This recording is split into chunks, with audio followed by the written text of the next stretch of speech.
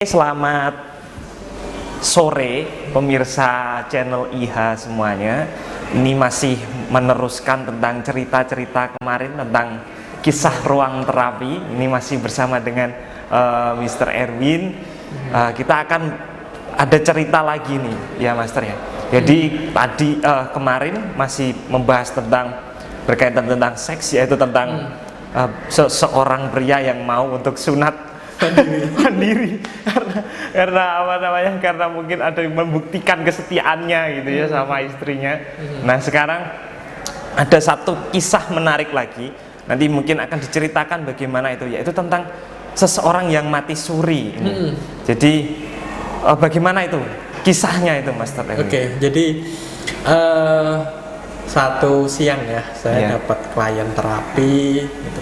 Sekali lagi kita tidak menyebutkan nama, alamat dan sebagainya gitu ya, untuk menghormati privasi mereka. Dia punya kasus, dia baru saja putus dengan pasangannya, dan putusnya ini bukan atas dasar keinginan dia maupun pasangannya, tapi dari desakan keluarga. Jadi keluarganya tidak menyetujui, tidak merestui hubungan mereka berdua. Padahal si laki-laki benar cinta sama si perempuannya. Mereka berdua saling mencintai, sudah mau melangkah ke jenjang yang lebih serius, tapi keluarga, terutama keluarga si pria ini mendesak untuk sesegera mungkin meninggalkan wanita itu. Terus habis itu bagaimana sih? Nah menariknya ya, kalau misalnya katakanlah orang putus cinta nggak direstui sama keluarga, itu kan biasa lah, wajar gitu. Dan dia datang sebetulnya juga dengan keluhan itu. Cuman sebelum dia datang ke kantor kita ya untuk terapi itu, beberapa hari sebelumnya dia mengatakan bahwasanya dia mati suri. Jadi ketika dia bilang, saya nggak tahu apakah dia mengada-ada atau enggak, tapi masa iya orang berbohong kaitannya dengan mati ya? Iya, kematian gitu loh. Saya sampai merinding ya waktu itu sore-sore gitu. Kalau nggak salah hari Kamis, malah hari Kamis atau Jumat gitu lah. Agak mendukung banget itu selama. Ini beneran atau enggak ya kan? Jadi dia pernah mati, terus maksudnya gimana gitu? Kenapa ceritanya dia bisa mati bunuh diri atau gimana gitu?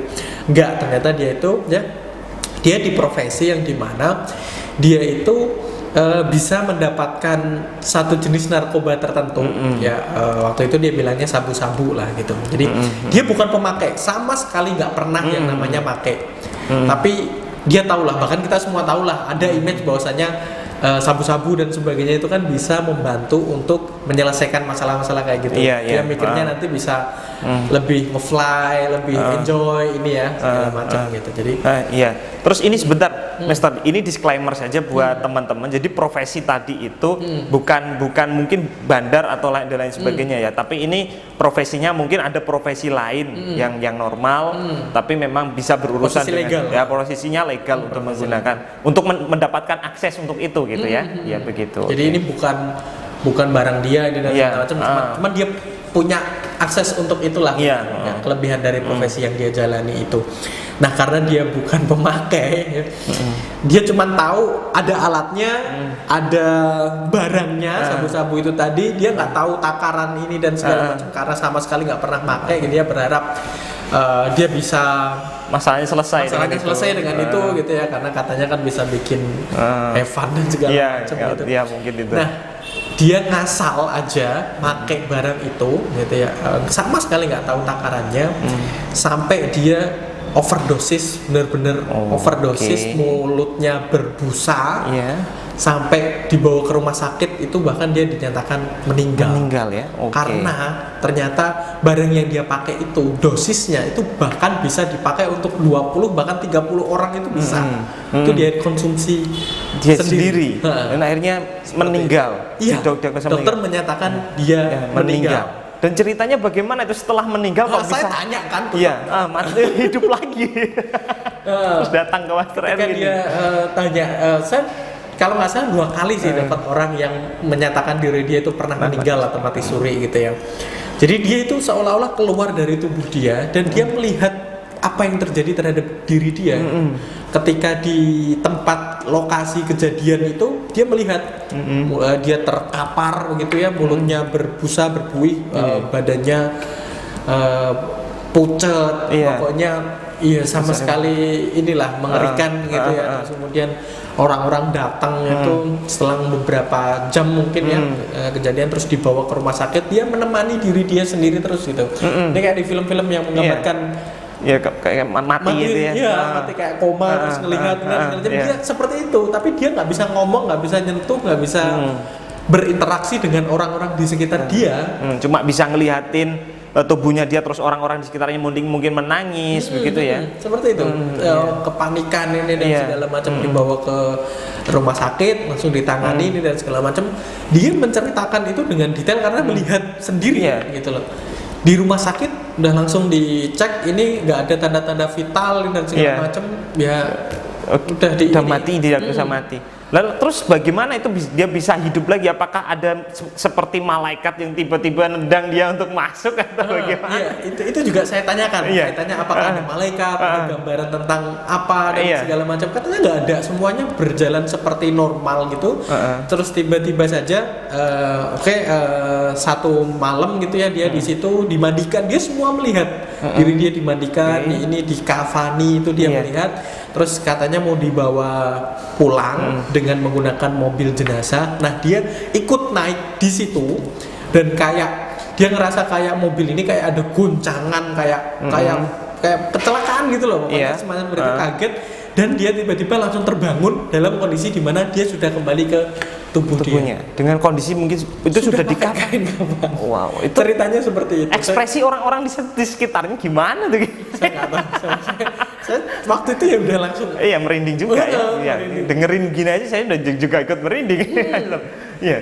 Terus kaitannya dengan dia datang ke Master Erwin nih. Jadi kaitannya dia datang ke Master Erwin itu apakah apa yang ingin dia selesaikan?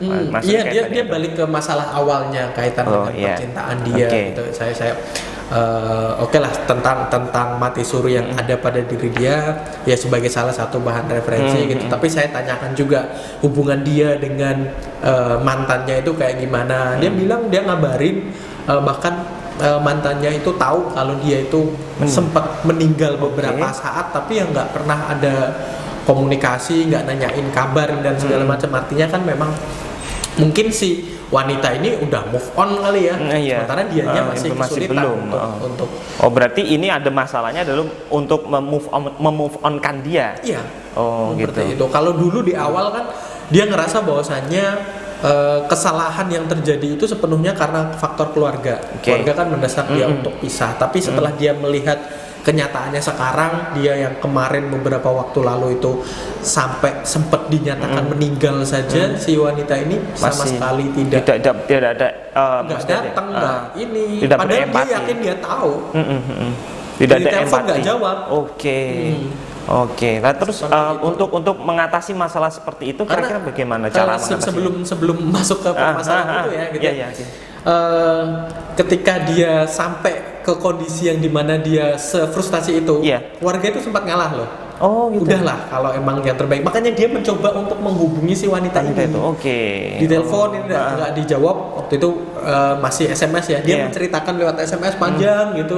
Nggak ada sama sekali respon dari si dia, ya akhirnya dia sudah ini gitu. Dari pihak keluarga sebetulnya karena udah sampai senekat itu kan. Iya.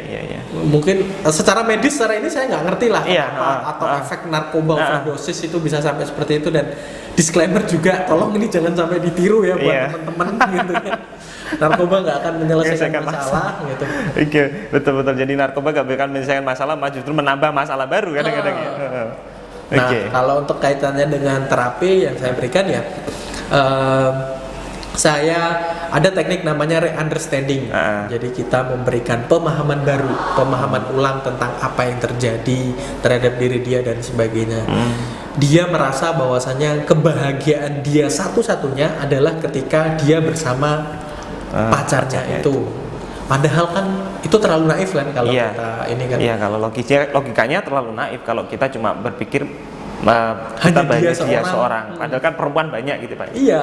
Oke. Belum tentu dia gitu loh. Belum tentu misalnya orang lain itu tidak akan sebahagia ketika bersama dia, malah lebih bahagia, malah lebih ini kan bisa jadi. Itu sih teori yang pakai re-understanding itu. Oke. Dan setelah di re-understanding itu responnya seperti apa? Apakah dia sudah merasa lega dan mengetahui bahwa ada masa depan yang lebih cerah mungkin, atau seperti apa? Iya, gitu?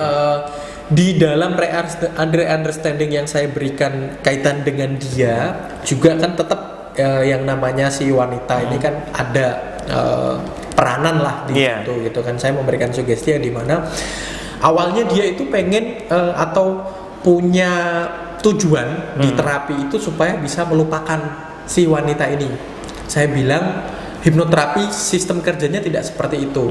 Kamu masih tetap ingat, kamu masih tetap tahu lah si wanita ini, masa nggak kenal tiba-tiba ketemu di jalan kayak nggak pernah kenal, bukan seperti itu. Tapi saya berikan pemahaman bahwasanya oke, dia mantan saya, dia adalah bagian dari masa lalu saya, dia adalah seseorang yang bahkan sempat hampir membuat saya meninggalkan dunia ini beserta istrinya. Saya memberikan pemahaman sugesti seperti itu, dan dia bisa menerima hal itu. Oke. Jadi tidak melupakan, tidak terus kemudian hilang ingatan terhadap wanita. Berarti itu. akhirnya adalah menerima si wanita itu sebagai sesuatu hal yang normal saja, maksudnya sesuatu yang wajar dan biasa saja begitu. Oke. Jadi proses pembelajaran lah. Jadi dan tidak membebani dia, seakan-akan itu dia itu tidak bisa hidup tanpa si wanita dan lain sebagainya. Betul sekali. Oke. Jadi poinnya adalah di kisah terapi ini bahwasanya untuk mengatasi move on seperti tadi adalah bisa dengan cara menormalkan apa yang jadi masa lalu kita, maksudnya apa yang membebani dari masa lalu kita, begitu ya, dengan teknik seperti yang tadi disebutkan oleh Master Erwin, yaitu tadi tekniknya apa Master? Re-understanding. Oke. Dan buat teman-teman yang mungkin susah move on ini bisa juga nanti untuk menghubungi kami di IH untuk mengikuti hipnoterapi, bisa nanti dengan Master Erwin begitu, dan juga atau dengan trainer ataupun praktisi yang lain seperti itu Master Erwin ya. Oke. Itu saja kisah ruang terapi pada sore hari ini. Nanti setiap hari Senin kita akan update lagi Master untuk untuk kisah-kisah menarik lainnya, karena masih banyak sekali kisah-kisah menarik di ruang terapi kami, karena sudah berpuluh-puluh tahun ini. 10 tahun lah ya. Kan puluhan ya. Ya berarti sudah 10 tahun, mungkin lebih sedikit gitu, atau mungkin ya kurang lebih 10 tahun kita sudah menjalani, Master Erwin sudah berkecimpung di dunia hipnoterapi, di dunia trainer hipnosis dan lain sebagainya. Jadi banyak sekali pengalaman tentang di terapi maupun di pelatihan juga. Nanti juga kita akan ceritakan. Atau pengalaman di luar profesional tapi ada sangkut pautnya sama hipno. Itu juga menarik untuk diceritakan nantinya untuk teman-teman. Semoga cerita-cerita kita nanti bisa menginspirasi. Betul. Ya. Betul. Tujuannya adalah itu, untuk menginspirasi teman-teman yang ada di luar sana atau penonton di channel IHA. Oke. Jangan lupa untuk subscribe, like, komen dan subscribe channel ini. Dan ada pesan lain mungkin yang disampaikan? Ya saya rasa itu sih intinya. Pokoknya jadilah dewasa, kalau ada masalah kita siap bantu gitu. Itu saja dari kami. Selamat sore dan sampai ketemu di video selanjutnya.